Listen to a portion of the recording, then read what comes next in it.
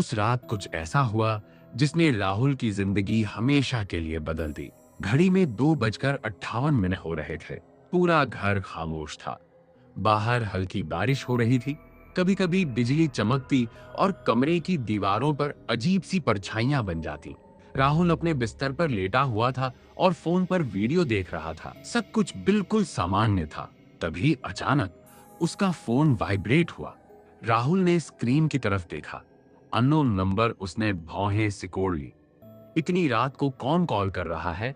उसने कॉल को कुछ सेकंड तक बजने दिया, फिर रिसीव कर लिया। हेलो। फोन के दूसरी तरफ सिर्फ खामोशी थी। राहुल ने फिर कहा, हेलो, कौन बोल रहा है? कुछ सेकंड बाद फोन के दूसरी तरफ से धीमी धीमी सांसों की आवाज आने लगी, जैसे कोई बहुत पास खड़ा होकर सांस ले रहा हो। राहुल का दिल थोड़ा तेज धड़कने लगा। कौन है? लेकिन कोई जवाब नहीं आया। अचानक कॉल कट गई। राहुल ने गहरी सांस ली। शायद गलत नंबर होगा। उसने फोन वापस रख दिया। लेकिन उसी पल दीवार पर लगी घड़ी ने 3 बजे बजा दिए और ठीक उसी समय फोन फिर से बज उठा। फिर वही नंबर, अननोन नंबर। अब राहुल को थोड़ा अजीब लगा। उसने धीरे से कॉल रिसीव किया। हेलो। इस बार फोन के दूसरी तरफ से बहुत धीमी फुसफुसाती आवाज आई। बाहर मत जाना। राहुल का दिल जैसे एक पल के लिए रुक गया। कौन बोल रहा है? लेकिन फिर से खामोशी और कॉल कट गई। अब राहुल बेचैन होने लगा था। उसने तुरंत उस नंबर को ट्रू कॉलर पर सर्च किया, लेकिन स्क्रीन पर सिर्फ एक ही चीज लिखी थी, नो इंफॉर्मेशन फाउंड। राहुल ने खिड़की से बाहर झांका। सड़क पूरी तरह खाली थी। बारिश अब भी गिर रही थी। लेकिन तभी फोन फिर से बज उठा। इस बार राहुल ने तुरंत कॉल उठाई। देखिए, अगर ये कोई मजाक है तो उसकी बात पूरी भी नहीं हुई थी कि वही आवाज फिर सुनाई दी, इस बार और भी धीमी। राहुल, बाहर मत जाना। राहुल का दिल तेजी से धड़कने लगा। उसने कभी उस नंबर को किसी को नहीं दिया था। फिर भी उस आवाज को उसका नाम कैसे पता था? तुम कौन हो? कुछ सेकंड की खामोशी, फिर जवाब आया, मैं तुम ही हूँ।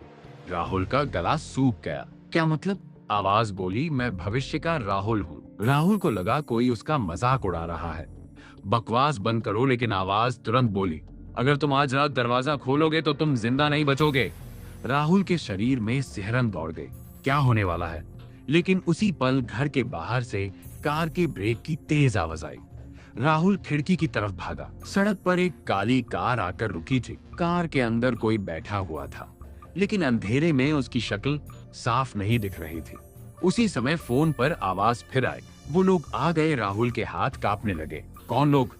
लेकिन अचानक फोन के दूसरी तरफ से एक भयानक चीख सुनाई दी और कॉल कट गई। अब राहुल पूरी तरह डर चुका था। उसने जल्दी से दरवाजा लॉक कर दिया। दिल जोर जोर से धड़क रहा था। कुछ सेकंड बाद फोन फिर से बजा। वही नंबर। राहुल ने कांपते हाथों से कॉल उठाया, लेकिन इस बार फोन के दूसरी तरफ कोई आवाज नहीं थी। सिर्फ एक आवाज धीरे धीरे कदमों की, जैसे कोई उसके घर के बाहर चल रहा हो। और फिर एक आखिरी फुसफुसाहट सुनाई दी, दरवाजा मत खोलना। उसी पल दरवाजे पर जोर की दस्तक हुई। ठक ठक ठक। राहुल का दिल जैसे सीने से बाहर आने वाला था। बाहर से आवाज आई, राहुल दरवाजा खोलो। राहुल जम गया, क्योंकि वो आवाज बिल्कुल उसकी अपनी आवाज थी। कुछ सेकंड तक वह हिल भी नहीं पाया। फिर धीरे धीरे वह दरवाजे के पास गया। उसने दरवाजे के नीचे की छोटी सी दरार से बाहर देखने की कोशिश की, और जो उसने देखा उससे उसका खून जम गया। दरवाजे के बाहर खड़ा आदमी राहुल ही था, लेकिन उसका चेहरा बुरी तरह घायल था। कपड़ों पर खून लगा हुआ था और उसकी आंखें पूरी तरह खाली थीं। फोन अचानक फिर से बज उठा। राहुल ने कांपते हाथों से फोन उठाया।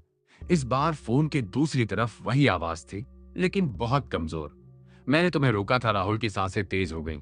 क्या मतलब? आवाज धीरे से बोली, दरवाजा मत खोलना, क्योंकि जो बाहर खड़ा है वो मैं नहीं हूं।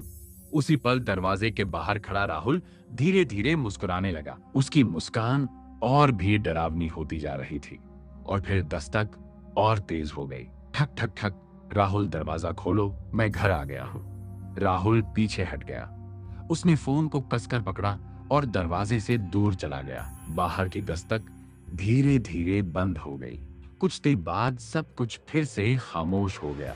सुबह जब सूरज निकला राहुल अभी भी उसी कमरे में बैठा था, दरवाजा बंद था और फोन की स्क्रीन पर आखिरी कॉल अभी भी दिखाई दे रही थी।